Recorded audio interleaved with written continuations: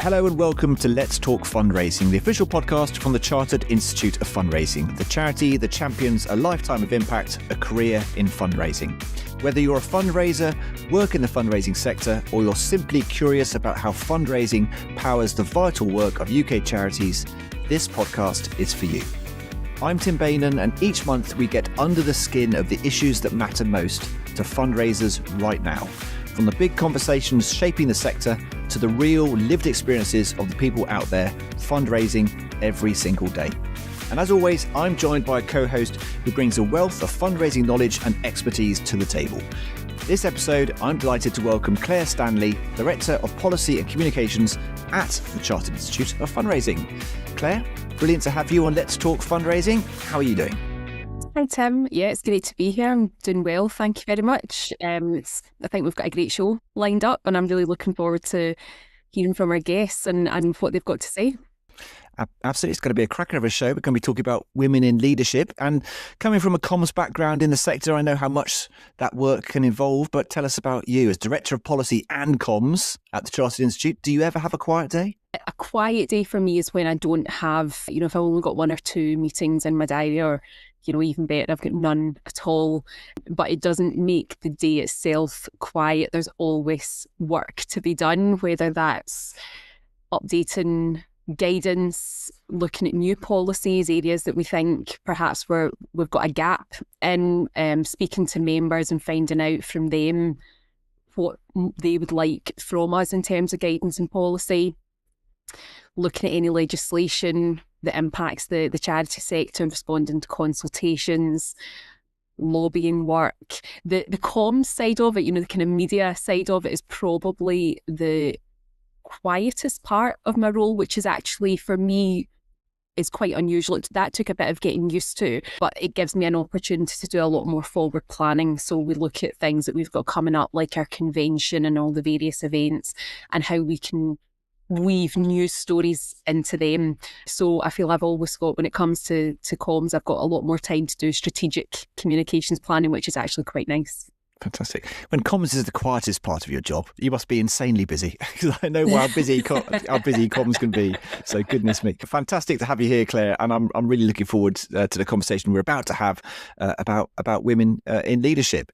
So if you listen to the show already or you're brand new to it, please follow us on your usual podcast platform. And once you've listened, please leave us a review. You can also send us a message or record us a voice note to tell us what you think of everything we're about to cover. All the links you need are in the show notes.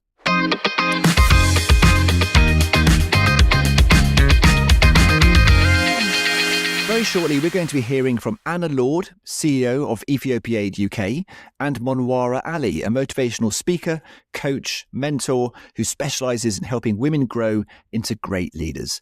But Claire, before we hear from Anna and Monwara, as a leader yourself, what are your thoughts about what it's like to be a woman in a position of leadership in the third sector and specifically in fundraising today?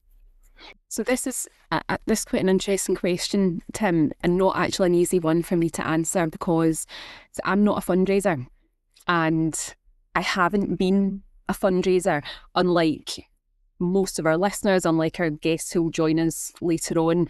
I don't have that background of being a leader in fundraising specifically, but I have had, over the past 2 years in this role, I've had the honour of being able to engage with so many strong leaders in the sector, strong female leaders in fundraising, and I've learned a lot from them. And I've also seen some of the challenges that they've come up against, and we will hear more about that from Anna and Monwara later. And I think they're in a much better place to talk about this than me. But just generally being a leader in this sector, I find I engage with women more in this role probably than I've done in any previous role. There's definitely a higher percentage of women in this workforce. So I see strong women around me regularly. Within the institute itself, our chief exec is a woman, our chair is a woman, our leadership team has a lot of women on it. So I feel like I'm surrounded by strong female leaders within my organisation, and I see a lot of strong females within the sector itself. Have you, throughout your journey to the director level role and to that sort of senior leadership role, have you had moments where you felt being a woman has made that journey harder, or have you seen that in other people perhaps as well? I would say yes. There's been times where I purposely didn't go for a promotion a number of years ago because I was pregnant, which is obviously something that wouldn't impact a man at all. Like that's not, it wouldn't be a problem.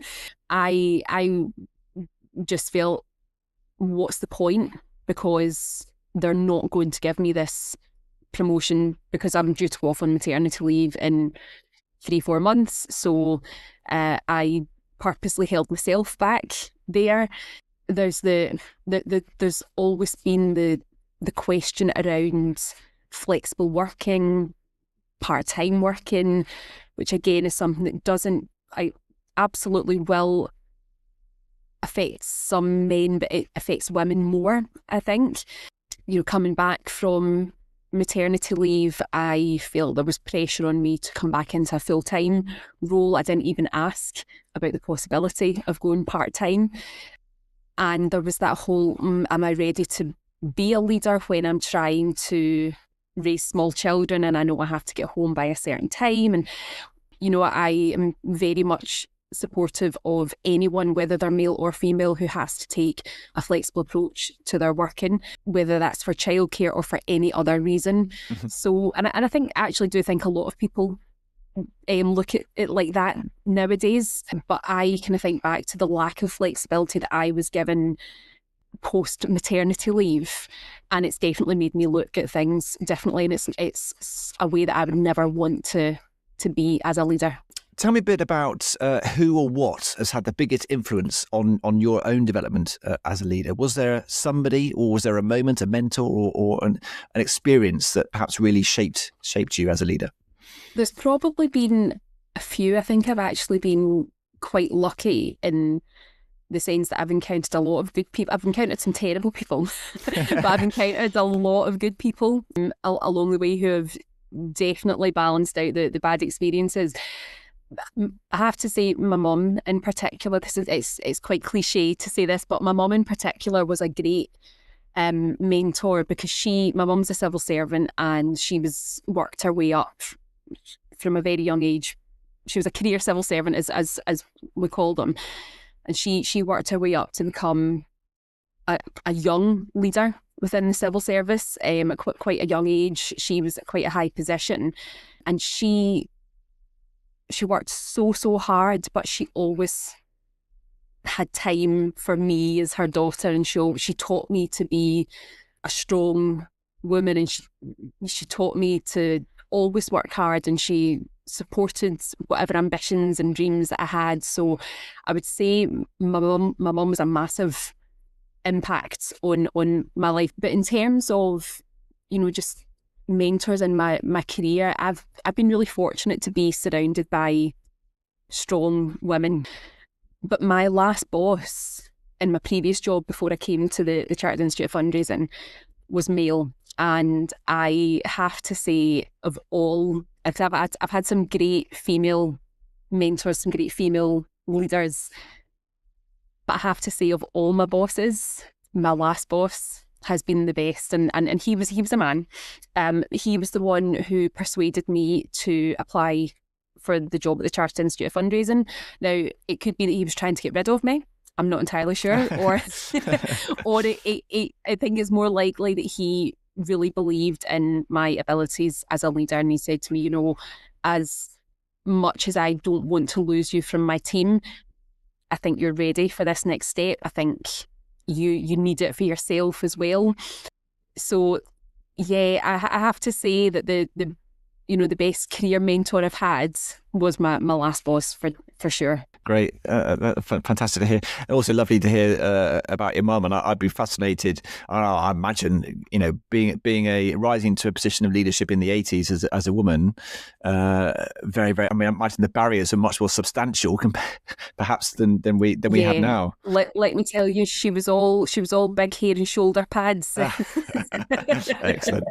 Now, for women in fundraising today who are ambitious for senior roles and wanting to climb that career ladder, but perhaps uncertain about the path ahead, what do you wish someone had told you earlier in your career that they might benefit from today? Do you know, for me, I think it's never doubt your own abilities. Mm-hmm. Because imposter syndrome is real. And it can really hamper how you work, especially in a new role. I wish that someone had said to me, believe in yourself in the same way that you believe in yourself when you do a job interview. Mm-hmm. Believe in yourself when you actually start doing that role. Because for a job interview, you can spend a week prepping for it. You know your examples inside out. You feel supremely confident going into that interview that you're going to nail this. You've got everything down that you want to talk about. But then when it comes to doing the job in practice, all of a sudden you can feel overwhelmed with doubt. Have I done the right thing? This is all brand new. And this is me speaking from personal experience, because I came into this job not only on a promoted post, but a brand new sector. So I knew that there was a lot for me to learn, but almost immediately I thought, I am so out of my depth here. Everyone around me is so knowledgeable. I don't know what the issues impacting the sector are. And yet when I did my interview, I was so confident in my own abilities. I believed in myself so much. And so I wish that someone had said to me, see that belief that you have in that interview, bottle it and take it into the job with you. Because I feel I've got that now, but it's taken me some time. And I wish I could go back and say to myself, on the day that I did my interview, remember how you felt doing this interview and take that forward with you when you actually start the job. Talking of supporting people, tell us a little bit about what the Chartered Institute can offer women looking to step up to positions of leadership, and how you can help them on that journey. So we've got a lot of courses at the Institute. I actually have just finished one of them myself, because what I mentioned there about having that imposter syndrome, I was looking at ways on how to kind of get around that and build my own confidence. And one of the courses that the Chartered Institute of Fundraising offers is a women in leadership course. So I think there are various leadership courses, but this one is specifically for women in the sector. And it's a small course in terms of the numbers. I think there's no more than 8 or 9 women take part in it. And it runs over the course of about 8 weeks. And I have found it to be massively helpful. It's just having these, in fact, Anna, who's going to be joining us later, she did the course at the same time as me. And I found it absolutely fascinating that every woman who was in that room felt the exact same. Everyone said they felt like they had the feelings of imposter syndrome, that they questioned their own ability. There was some self-doubt there. They didn't feel that they knew absolutely everything in order to speak up in a room. You feel like you need to be 100% down on what you're going to talk about before you're willing to open your mouth and speak up. And I thought, God, it's incredible to know that I'm not alone in that, because everyone around me always seems so confident when they're speaking. So it goes to show that sort of fake it until you make it. But I found that course to be supremely helpful, because it made me realise that, like I said, I'm not alone in how I'm feeling. But the coach was just wonderful in terms of, if you gave her a question, like, if I find myself in this kind of situation, how do you think what would you say is the best way to react? And she gave such wonderful advice. And I know I've come out of that course feeling much more confident in myself, and now sit up straighter when I'm in meetings. Even just your posture, it can do a lot. I sit up straighter when I'm in meetings. I don't let people speak over me. and I understand more that I deserve to be in the room. And I obviously I'm biased, from the institute, but I genuinely couldn't recommend this course enough to any woman at any position, any level in their career who's looking to take the next step into leadership, or who is in leadership but feels a little bit unconfident and uncertain in themselves. That sounds fantastic. And for anyone listening to this who from what you're saying, quite fancies going on that course themselves, does it run all year round? No, I think it's done. I believe it's done twice a year. I think I said I think it runs for 8 weeks. That's not quite correct. I think it's maybe slightly longer than that, maybe spaced over 12 weeks actually. It's in a kind of fortnightly calls that you have with the group.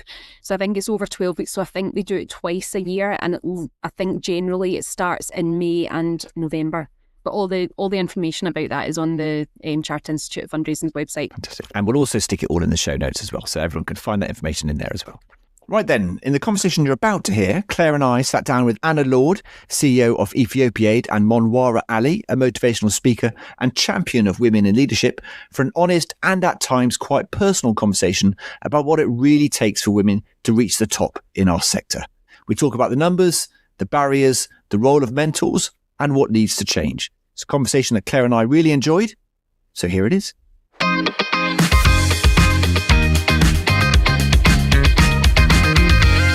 Anna and Monwara, a very warm welcome to you. Thank you for joining us here on Let's Talk Fundraising. It's fantastic to see you. I'm ever so grateful for you giving us your time today. We're going to chat through some pretty eye-opening statistics in a minute. I know Claire's got some great stats to chat through in a couple of her questions coming up. But first of all, let's just find out a little bit about you guys, if that's okay. Anna, if you start with you, perhaps tell us a little bit about Ethiopiaid and the work you do, and then Monwara will come to you in a second. You can tell us a bit about your career and what drives you as we talk about this important subject of women in leadership today. So Anna, let's start with you. Give us a bit of your backstory, if you like. Sure. So I've been working for Ethiopiaid for 11 years now, almost 1 year as CEO. So Ethiopiaid, we were set up in 1989 by Sir Alec Reid with a partner-led model. So we don't have any in-country staff. We are the fundraising and monitoring arm of 14 Ethiopian charities who we support with a range of grants for capacity building, for projects, for emergency and response. The work that we fund is a huge range, and it's needs-led. So it naturally is, the sort of multifaceted face of poverty. So maternal health, disability, education, health and welfare, emergency and relief. And we've just started to look into climate change mitigation projects as well, because it's something that's coming up time and time again with a lot of our partners working in the rural areas. So that's very, very briefly an overview of Ethiopiaid. And yeah, as I say, going into my 11th year, so certainly a charity that I'm really proud to work for. Oh, fantastic. A huge remit, amazing variety of projects you cover. And Monwara, tell us a bit about you. What's your background and what's your experience? Thanks for having me here, first of all. Really exciting and to be here, but also really insightful to hear about what you do, Anna. So my background started with youth work, and I fell into fundraising as a young person, where there was a youth club that I was working with, and I became a trustee quite young. And following that, I became a chair. I don't know how it just happened. But I was only 20 years old at the time, and I had my first exposure of asking for money. So I had to put a case for support in front of public sector officers who were making decisions about funding. And I won my first bit of money, which was £15,000. And it all just kick-started from there. And then I went to various different fields over the years. I worked in charity sector for about 32 plus years now. And it's been from working in women's refuges to working for the local authority, Camden Local Authority benefits, to casework, to then my most recent job, my most life-changing and transformative job would be Waltham Forest Community Hub, where I worked for 15 years. And only since 2016, I was CEO. Prior to that, I was doing various other roles, as you do, when you are growing and evolving at a grassroots level. So fundraising's been like part of my, identity, if you like. It's kind of been second nature for me. It's not something that some of my roles had, but I just always saw ways that we could find money for the various, vulnerable groups that we were working with. So in a nutshell, that's that. But at the moment, I'm actually developing some work with the girls' school. Again, there's elements of fundraising, but a lot of it is to do with building confidence with young women. Absolutely love that. The building confidence thing, I think, is so important, and I think we'll talk a wee bit more about that as we go on. But Monwara, the first thing I wanted to speak to you about was taking a look at the numbers, and you've obviously been in the sector for a long time, so some of these numbers will probably mean quite a lot to you. So women make up 68% of the charity workforce, but only 32 of the top 100 charities are led by women. And it gets starker the higher you go, the bigger the organisation and the bigger the salary, the less likely a woman is to be in charge, which I think, most of us in the room will agree that that's not a great thing. The gender pay gap stands at 10.6% in 2025, which is nearly £7,000 a year. So when you reflect on all of that, what's your honest reaction? I think a lot of it is to do with the cultural expectations, from men and women differ. I've always felt that with the bigger charities, men are more likely to go for those roles and women are less likely because we haven't had the practice that we need to get to that level. And I think also the biggest problem is that women are naturally operators. So we get things done. And I don't mean it in a controversial way, but I just think it's my analysis behind the psychology behind it all. I think women, where a man's in charge, he needs a couple of women to get jobs done, but he can get the job done with other men. But I feel that women give more because we're used to spinning 10 plates at the same time. And I think with smaller charities, we are more confident, but a lot of the small charities survive because you've got women at the helm and they are spinning plates. And I think when you are in that kind of position as well, you tend to take more risk as well. And so that's my view. And I think it's sad because often I have felt in positions that I would have to fight twice as hard for a particular pay. I charge maybe £500 a day for my strategic fundraising expertise. I may be questioned for that charge and expected to charge a lot less, whereas somebody who is a male who may not be questioned as much. And I've been in those situations where I have not been selected and somebody else has, and we've got similar kind of experience and background, and you wonder why. And it might not be because I'm female, I don't know, but it's not past you. You're going to speculate and you are going to wonder why. And Anna, that's really interesting, Monwara. And Anna, does some of Monwara's experiences can you relate to those and reflect on those yourself? And have you come across the same sort of things? And similarly, in terms of the numbers that Claire has talked through, has that been evidenced yourself throughout your career as well? Have you seen that for yourself? Yeah, I mean, I've been lucky because I've worked, my career's only 15 years, and I've worked for two small to medium-sized charities and latterly women-led, but my first role was with Ripple Effect, was Sendacow, and that was a very male-led organisation.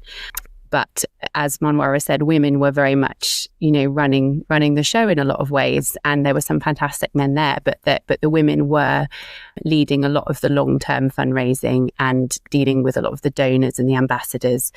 So I definitely see that, and I think for Ethiopiaid, we're a team of women. There's 12 of us. And one of the things that we're really aware of is the caring responsibilities that women have whilst also holding down quite a demanding job. And particularly in fundraising, you never really switch off. And so we are lucky in that as a small charity, we can offer more flexibility. So working hours can be flexible if you have a child to pick up from nursery. I myself have a young child, so I'm very aware of how important it is. And I think that's something that small charities can offer, where the larger charities, it might be slightly more rigid, particularly if there are maybe more men who aren't as sympathetic to that. And just to say as a caveat, there are of course men who are very sympathetic to women with caring responsibilities, but I do think the smaller charities, can offer that flexibility and that understanding a bit better. And Anna, just picking up on the stats, I know that pay gap has narrowed slightly. I think the previous figure was 14.6 and it's now narrowed to something like 10.6%. It's still a startling gap there. When you look across, with your chief exec's hat on and you look across the sector as a whole, can you see things getting better, or are we just getting better at talking about it? I mean, from my perspective, maybe we're just getting better at talking about it. I mean, for example, Oxfam, that the chief exec has been replaced by a man. And, a lot of my peers in larger organisations that I'm aware of are men. So I'm not sure. I can't see that it's getting better immediately, but there's certainly more discussion about it. And I mean, hopefully that will lead to some change. And as I say, my small circle is small charities, and most of them are female led. But yeah, I think the gap between the small and the large is still very significant in terms of female leadership. So just picking up on what Anna just said there, Monwara, Akivo's chief executive described this as a sector that seems either deeply unwilling or systemically unable to make meaningful changes. So do you think that's fair, or do you think there's genuine glimmers of hope, perhaps with the women who are leading the small charities? Do you think they're going to have the opportunity to start leading the larger charities? I think, I don't know. It just does feel a bit gloomy because I've been in the sector for so long. And I kind of agree with Anna, but Anna's been in her CEO role for a year, and I see that as transformation, But how many more women will take that step? And if you think of Oxfam, there's been a lot in the news and in the media, and that could stop people from having to step up into that leadership role. It takes a certain level of bravery, I think. And, at the top, you don't know what you don't know. The reason why I took leadership roles, and I've always taken them, been brave enough to take them after I discovered, but I was doing it as a teenager. So it's nothing new, but it took me a while to realize what I was doing through reflection. And I think I realized that in order to make that change, you have to be in a position of leadership. Because when you're in that position, you can then use your own influence to make people more aware. So I've led and managed male staff where I have said to them, XYZ, have a look at your team. You've got 3 or 4 women. They're all working mothers. Can you try and be a bit more flexible? And that individual has pushed me back and said, well, they haven't asked. We'll wait for them to ask. I said, I'm telling you from personal experience, they won't ask.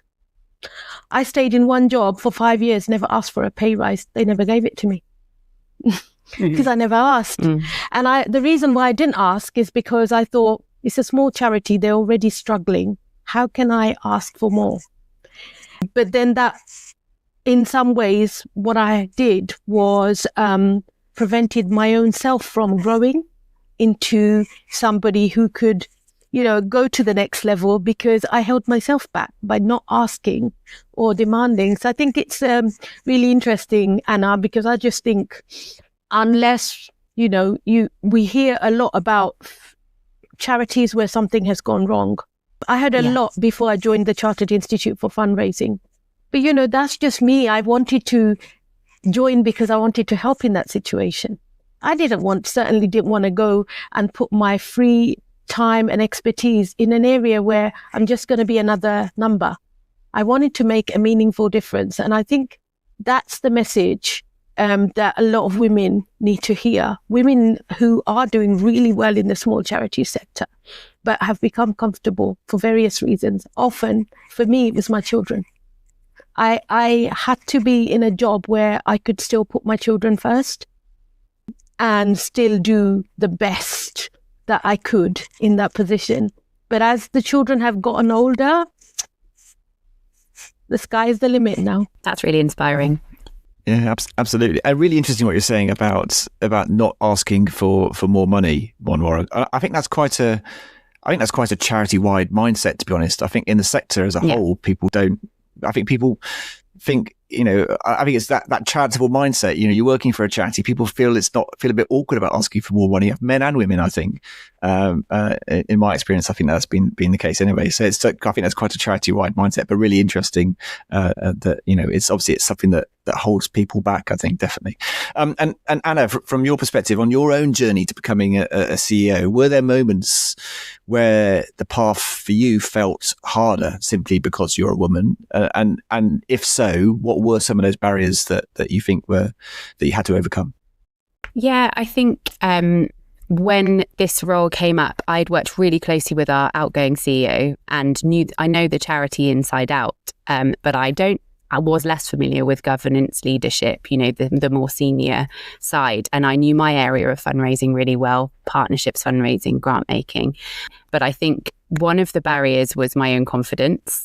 And another barrier was I'd not long come back from maternity leave, and I'd looked at the job description and thought, oh yeah, I can see how, I'm already doing a lot of this, as Monwara was saying. But actually my sort of mindset kicked in of, well, I've just had a child, so I can't do that. And I think that can be a very female experience of, well, I can't do both.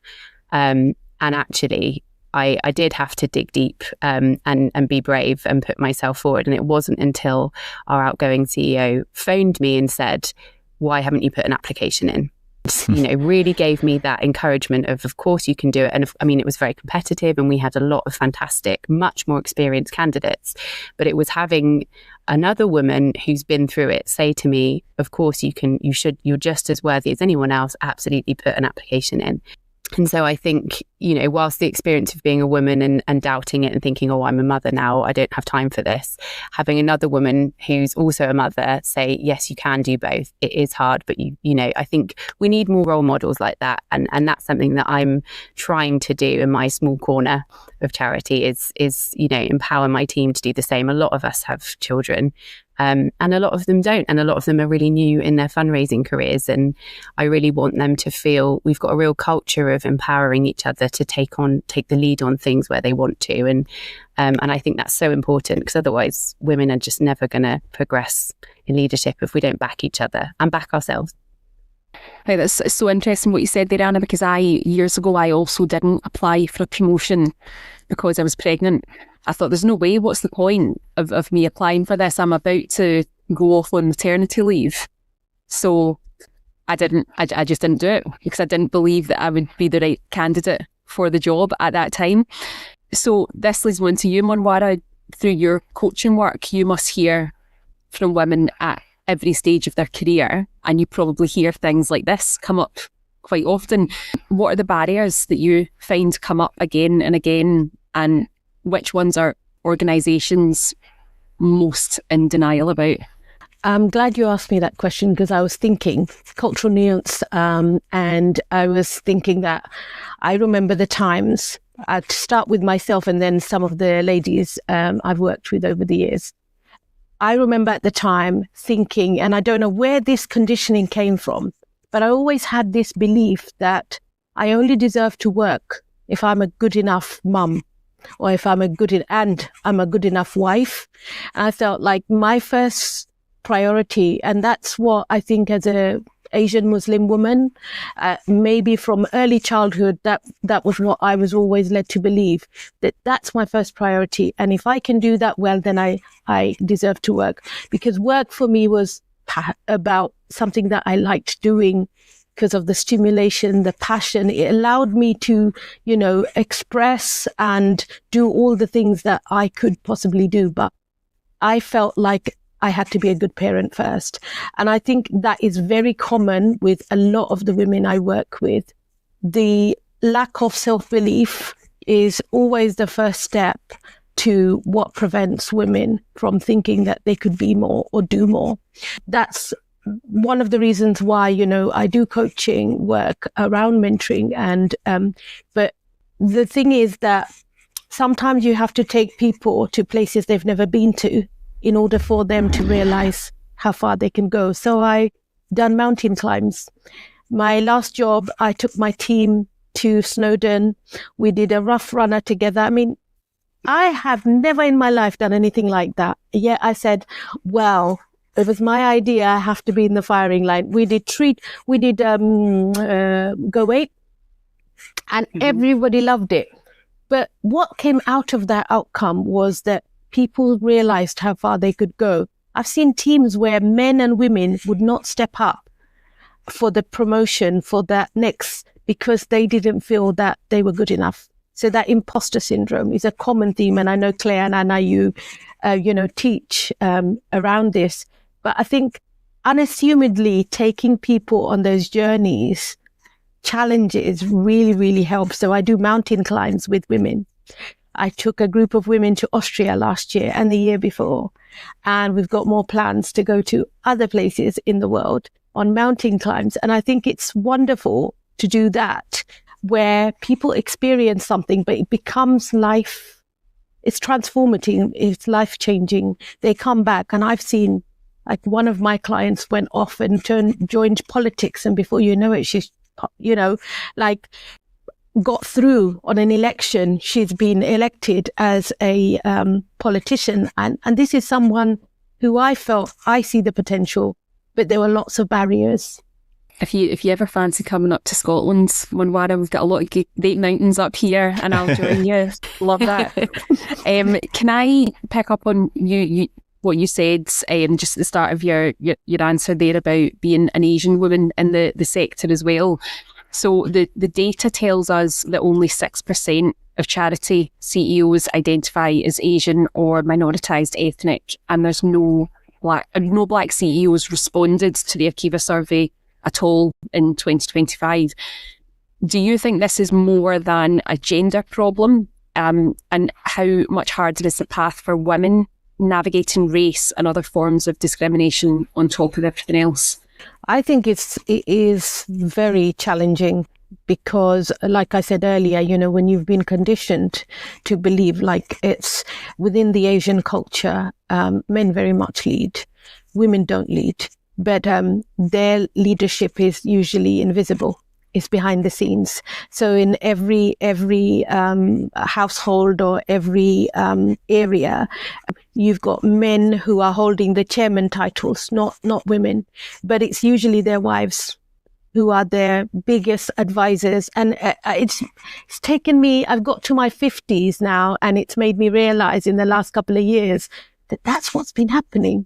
Because I was invited to a meeting. It was a fundraiser in Bangladesh. They were building a hospital and I was providing some advice, and I was invited to the meeting. And when I got there, there was more than 50 men. And I was the only woman there. And I can't tell you how I felt. But what was interesting was how I realized how they felt. I think I always encourage people to stop and think. Make that space for thinking and observing, because we learn a lot through that. And in that situation, what I observed was men bending over backwards to give me the best chair, make sure that they had space for my husband on the transportation. They had space for my husband next to me, they've tried to make it easy for me. But it was interesting that no other woman really wanted to go because they just didn't feel comfortable in that environment. And it wasn't it wasn't that they didn't want us there. We just aren't used to being in that environment. And so therefore, I would say, and I know you're going to allude to this at some point, that whole being lonely at the top, I think it's not necessary. When you make or provide co-chair roles or co-CEO, I think it really helps.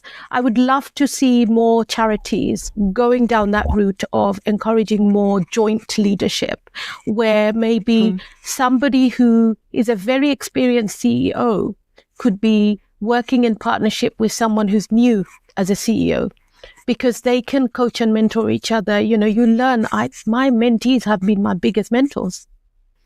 So in terms of like the Asian, the layer, if you're an Asian woman, is so much more harder because your community also doesn't expect you to be leading.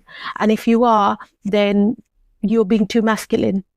It's too much male energy and all sorts. And I think there's a game you have to learn as a female where in certain spaces that are male dominated, you have to be small. You have to shrink. And I have found that in a lot of spaces I've been brave enough to go to, Anna, you're smiling, hope that this resonates.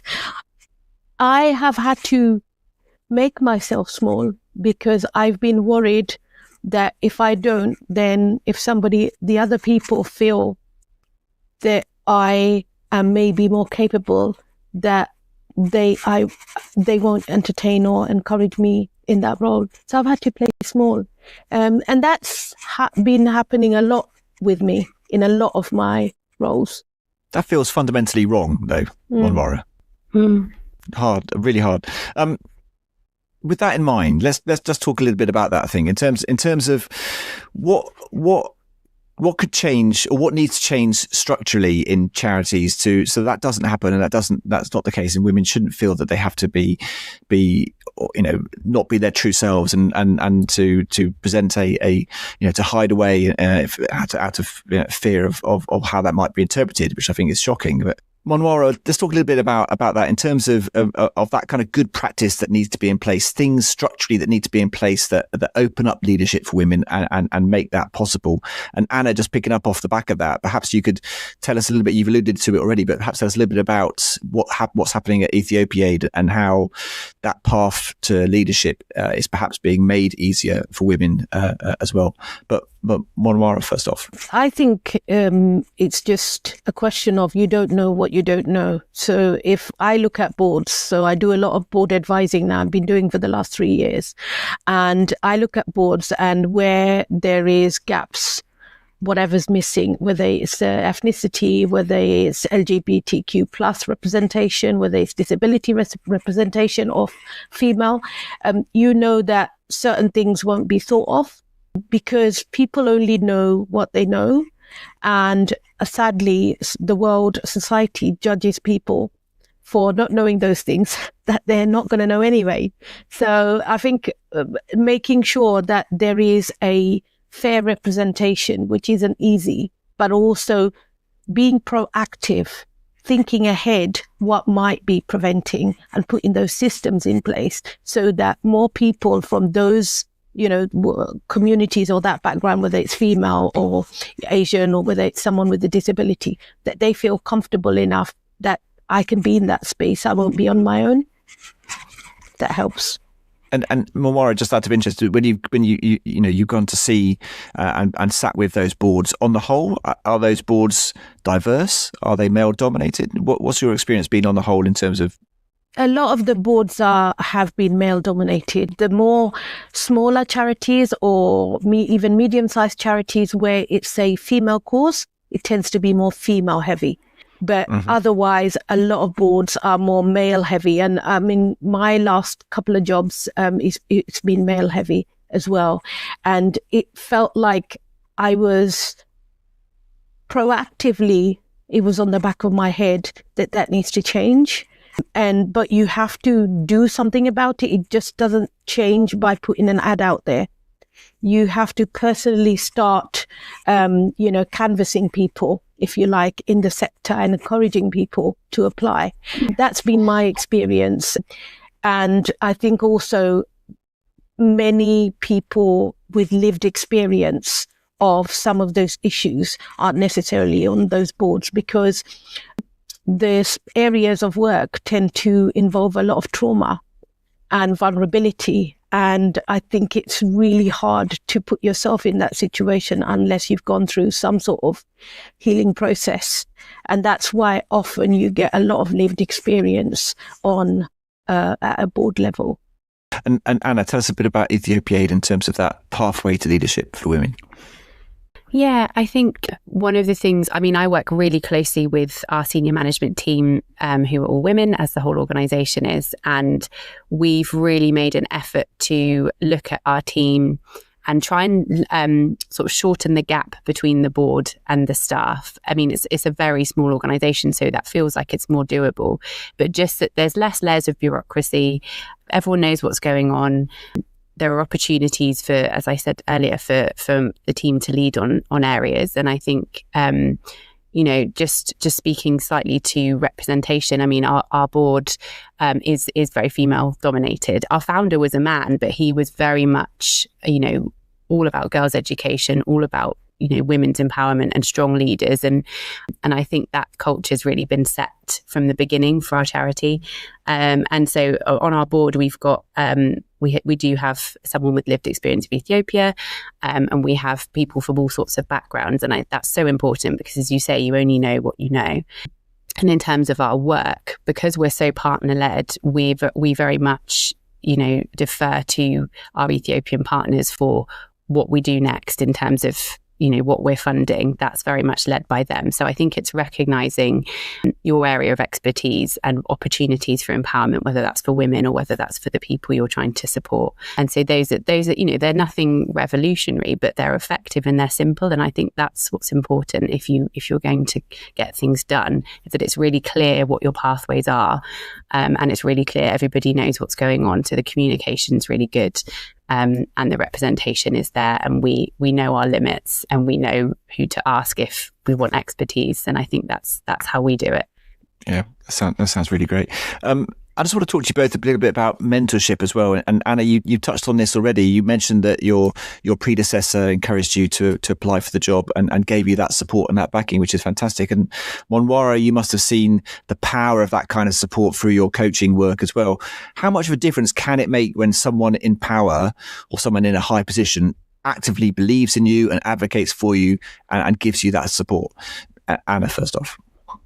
Oh, it's invaluable. I think, women can build each other up and women can tear each other down. And I think I am really lucky that I've always had strong, supportive female managers, because, you are always on the edge of imposter feelings. And if you've got a leader who trusts you, believes in you, gives you those opportunities, gives you that nudge when you need it, I think it's so important, and it's really something that I'm trying to replicate, because I know how powerful it is, and just really getting to know your team. And so not everybody wants to be a leader, and that's okay. That's not a marker of success necessarily. I think it's about doing something that fulfills you, and feeling like you've achieve something is just as powerful as leading an organization. And so I've always been on the good side of the female mentor, and I know that's not always the case, but I feel very fortunate, and it's absolutely why I'm in this role, is having that backing.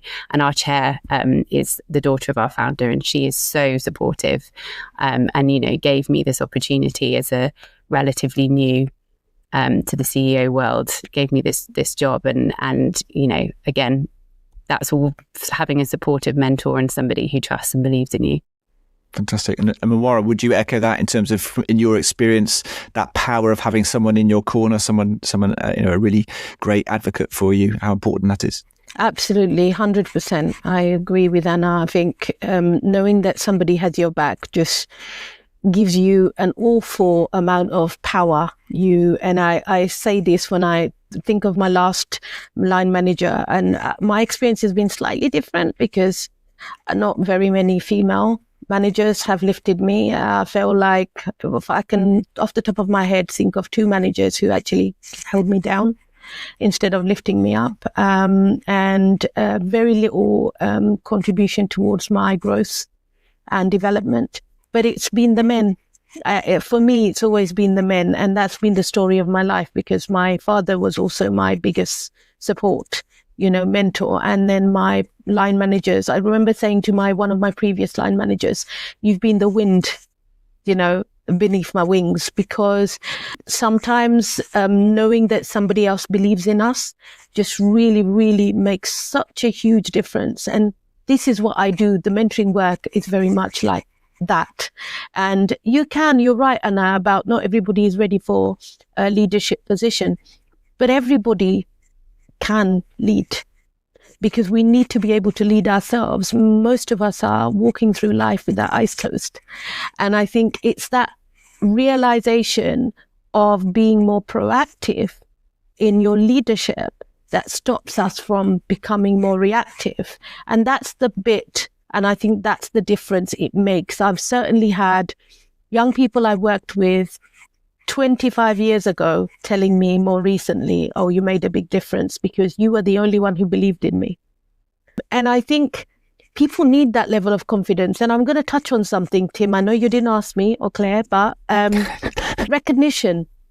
Because I've recently been recognized in the last year or so, lots of different ways, various awards. But I thought, I don't know if it's a female thing. I thought, okay, I'm just doing it. I'm doing it because I'm just doing a job and somebody will see me and recognize. And I never got recognized until recently. And it's really interesting how I didn't realize that I was doing it for other people. I was always recognizing when, as a leader, as a CEO, or even as a director, I'm a director of a CIC at the moment, which I set up in 2021. I am one of 4 founding members. But even amongst there with the volunteers, it's all female led. And my approach is very much mentoring.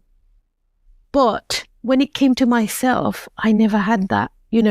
I didn't always have a mentor to support me or guide me, but I realized I still leaned on people, whether it was my chair or whoever, I leaned on people.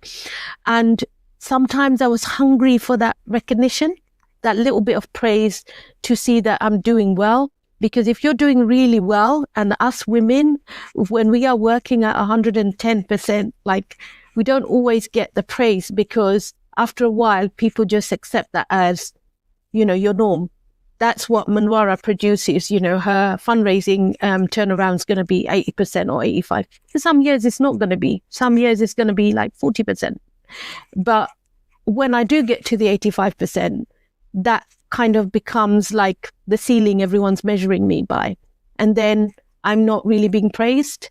So I think I am bringing this up in the context of people I've mentored, because I've mentored women that have been leading in their roles, not held the title, but have been really fundamental in growing a service or growing an organization or institution. And I've mentored them, and they've come to me and they said they've never been recognized.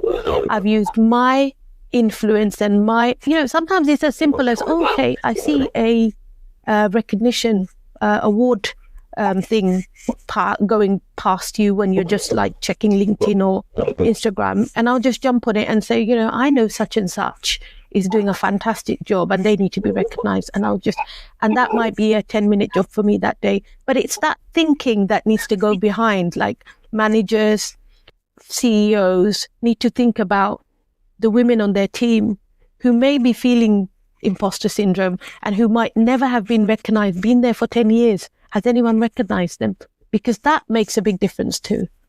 I've really enjoyed listening to both of you. I feel like we could probably sit here and chat for another hour, but we are going to wrap things up to let you two get back to your important jobs. So I'm just going to ask you, what gives you hope when you look at women coming into fundraising and the wider sector now? And for any women who are listening today who are ambitious and capable, but wondering whether senior leadership is really for them, what would you like to say to them? And Monwara, we'll start with you. Okay, I would say give it a go. I always say give it a go. Find someone who's doing that job and ask them, because you never know when you reach out. Most people will entertain, most people will say yes. They're not going to turn you down, but have a go and test it and see if it works. Give yourself that chance. Take a chance on yourself, because unless you try, you don't know. For me, failure doesn't exist. I think failure is just a word that if you don't do something, then you haven't tried. If you try and it doesn't work out, then that's learning, not failure. And Anna, on to you. It's a similar sentiment, I think, but I would say back yourself. I think believe in yourself first of all, and shadow senior leaders and take opportunities to learn from them. And I would say, ask for personal development opportunities where possible, and just get stuck in. I think that's something. The thing that really gives me hope is seeing fundraisers at the beginning of their journey and how committed they are, because it's a tough industry. You know, the fundraising is getting harder than ever. We know there's a lot of competing causes, and I think you've really got to believe in yourself and believe in your cause in order to make it, because there are some pretty disheartening days. And then, you know, you get that donation and it makes it all worth it, and then you see the impact of what you've achieved together. So I think, you know, you've got to have determination and self-belief, and find somebody else who can bring that out in you and develop that further. Brilliant. Tim, did you have anything else you wanted to ask? Nothing else to ask other than just to say thank you both for joining us. It's been fantastic to meet you, and fantastic. It's been a really interesting conversation. I really enjoyed being a part of it. So thank you ever so much for being here. And Monwara, we're going to join you. Well, all of us will join you on your next trip to Go Ape, or your next trip up Snowdon. We'll be there with you. Brilliant. Come to Austria and we'll climb a mountain together. Definitely. Looking forward to it. Very happy to do that. But thank you ever so much for being here. Thank you. Thank you. Thank you for having us.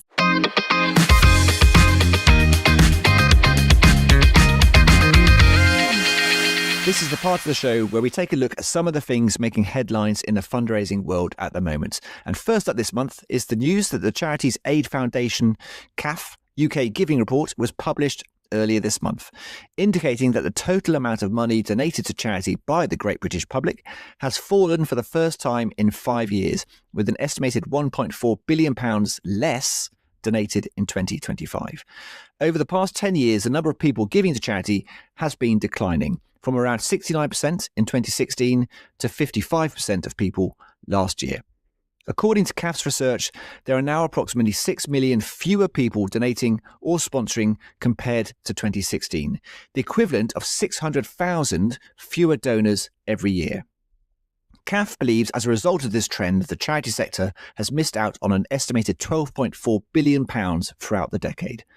You can find a link to the report in the show notes, and here's Mark Greer, Managing Director of CAF, to tell us more.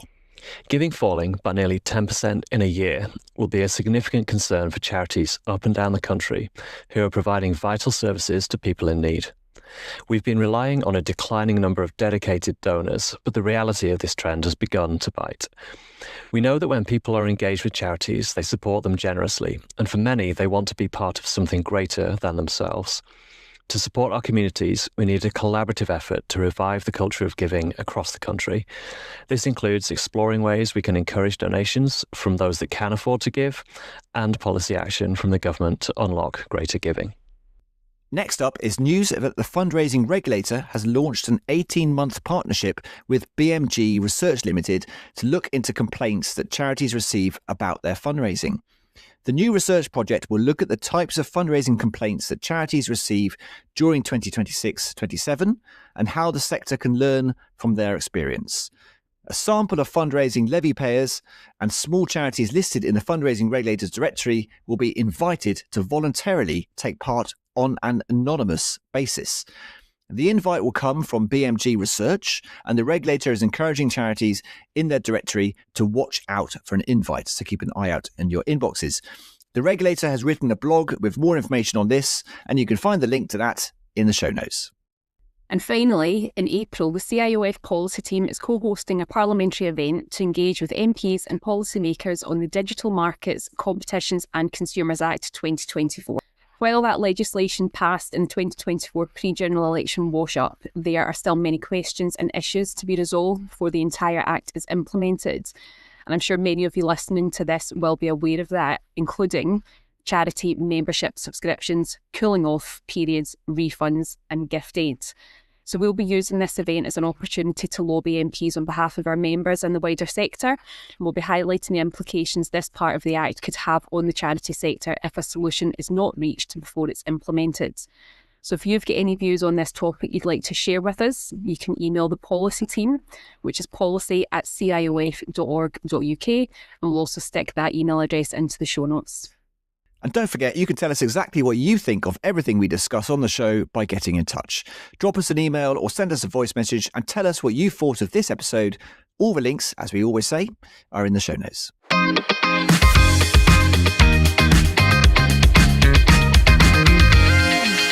So that's a wrap for episode 3 of Let's Talk Fundraising. Thanks for joining us, and thanks, Claire, for joining me to delve into the subject of women in leadership. I think we covered some great ground with Anna and Monwara, and I hope everyone listening enjoyed that fantastic conversation. Yeah, that was fantastic. Tim, thanks for having me as your co-host, and hope everyone enjoyed today's episode. Oh, Claire, it's been an absolute pleasure.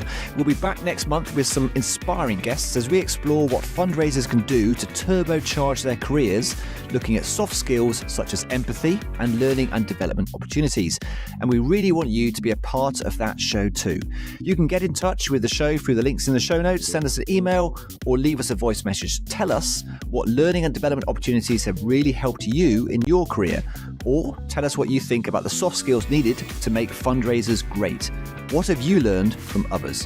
Whatever you want to say, we'd love to hear from you. All the links, as I think I've said about 1,000 times now, are in the show notes. So that's all from us for episode 3. If you're enjoying the show, a follow and a 5-star rating on your platform of choice would mean the world. It's the best way to help other fundraisers to stumble across us as they look for something to listen to. We'll be back in a month with episode 4. So until then, take care. Thanks, Tim.